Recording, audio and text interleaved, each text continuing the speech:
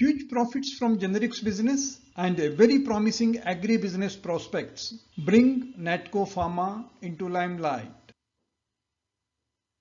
Well known for over 4 decades into pharmaceuticals and agrochemicals, operating a network of 10 units covering finished dosage formulations, API and crop health science units. Natco has active pharmaceutical ingredients as its dominant segment both within India and abroad. In North America and Europe, it is known for its generics and it deals in branded generics in rest of the world. Strategically focused on niche market, complex product, particularly those with huge US entry barriers. In March 2022, it launched gREVLIMID in US markets through its local partner Teva. For over 5 years, domestic sales has been declining, although it's a leader in the oncology segment. The fall quite substantial, but more than made good by the overseas market, exports moving at a 5-year CAGR of 14% per annum as against overall revenue growth of a mere 4.2%. The share of exports has come to its rescue, growing from 47% to over 75%. Overseas market has been a source of strength for Natco. Up to FY22, there was no significant growth in revenue and profits. Both PAT percentage and EBITDA percentage had a free fall, with the lowest reached in FY22, also due to write-off on COVID-related products, but FY23 marked a departure.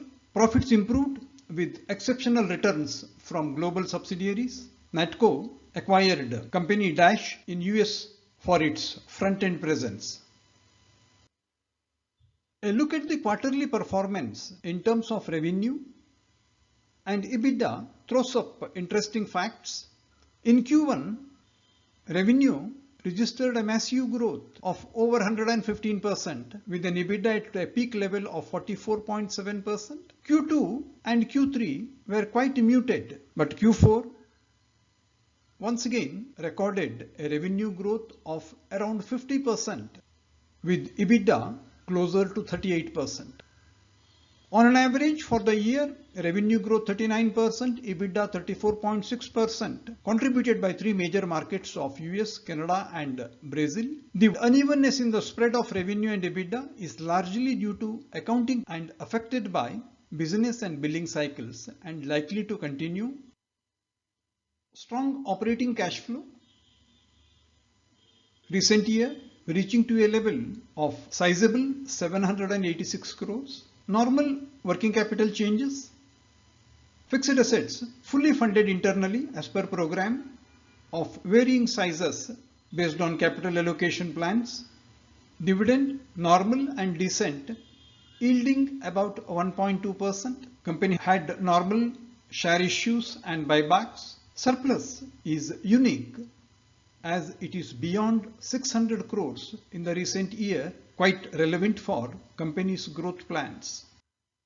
With sizable growth in both non-current assets and current assets, adding up to a significant amount of total assets, company's strength is to fund a major part of it through growing equity, and the funding was about 81% in FY19. It has improved through FY21 and FY23 to a level of 86%. Interestingly, the company is debt-free and is growing in terms of return on capital employed. Natco's focus as an innovative company has been on research and development, spending a sizable amount, which is almost 9% of its revenue every year, and the spend on research gives an edge to Natco to have a strong foothold in the US market, and its equation with regulatory authorities in terms of compliance has been quite exceptional,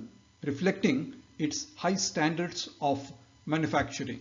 With its core strength and strategizing, Natco has been able to be the first mover among the Indian companies to launch gREVLIMID in US and that gives Natco an opportunity for high profits as only limited volumes are permitted to be sold during this period till January 2026. Worth noting is company's efforts to diversify its earnings with major strides in Agri business. It is launching CTPR based insecticides after having won the lawsuit on manufacturing process in December.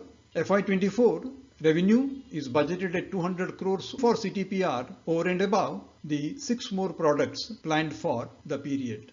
Natco is strategizing to diversify, reduce its excessive dependence on US, adding to its geography of operations and looking for opportunities both organically and inorganically for growth and expansion. Domestically, almost half of its products are coming under national list of essential medicines and hence under price control. Therefore, it has become obligatory for Natco to grow beyond both generics and oncology for a long-term perspective. Natco, a sizable mid-cap company, market capitalization over 12,400 crores, constant promoter holding around 49%, DIIs and mutual funds put together 15%, FPIs constant at around 12%, balance with retail, company with stable and strong shareholding pattern.